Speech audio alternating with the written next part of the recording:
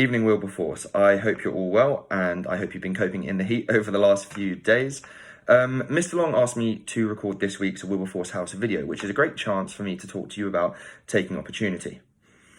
Coronavirus. We all know what it is. It's been very topical and obviously front page news for the last 3-4 months. Whether you're a 13-year-old pupil, a doctor, a high-end politician, work in advertising, a stay-at-home parent, mitigating this crisis entirely would have been nigh on impossible, but we've been expected to reduce the severity of the impact ourselves from the ground up. But during this time, how have we taken the necessary steps to keep an eye on our fitness, our mental health, our relationships, our studies, our hobbies, our interests? The short answer is we've adapted.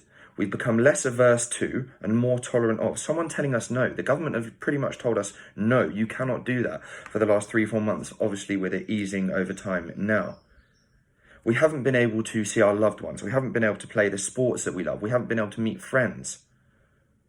No one expects you within this time to have learned an entire new language, run a 4-minute mile, become grade 8 in an instrument that you've never played before, build a scale model of the pyramids of Giza from Oreos. Of course not.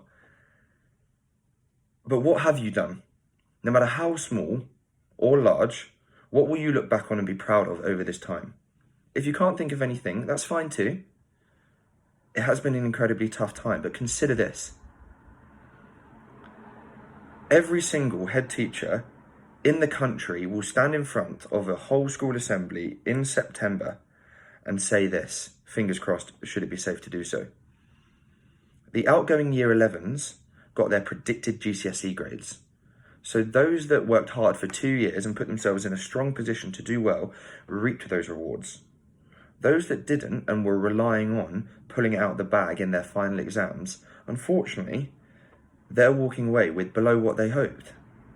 They can't fall back on, oh, well, the exam was hard, or I didn't revise enough, or I was overwhelmed by the sheer volume of exams.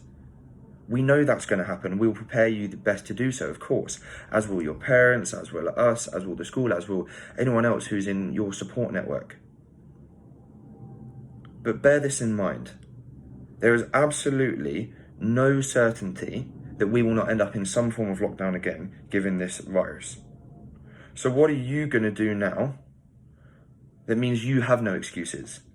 That when you finish your GCSEs, you get what you deserve? Which brings me on to opportunity. I love this quote because it helps me when I'm anxious, if I'm trying to do something without due care or patience. You often find what you're looking for when you least expect it. No one expected the coronavirus pandemic. But how have you adapted? What have you done? Whether small, large, medium, whatever, that's fine. But what have you found during this time when you've not expected it? If you haven't found anything, fine. But it will happen again, highly likely. Or if not coronavirus, maybe even 20 years down the line. What mindset can you develop? What skills can you build that are going to mean that you are the best version of yourself and see these opportunities when you least expect it? I hope that resonates with you in some way, and that over the course of the summer holidays, even if no structured lessons on Google Classroom are there to keep you occupied, there is something that you can do that come September, you can look back on and be proud of. Have a lovely evening. I hope you enjoy the rest of your week and have a lovely summer with your families.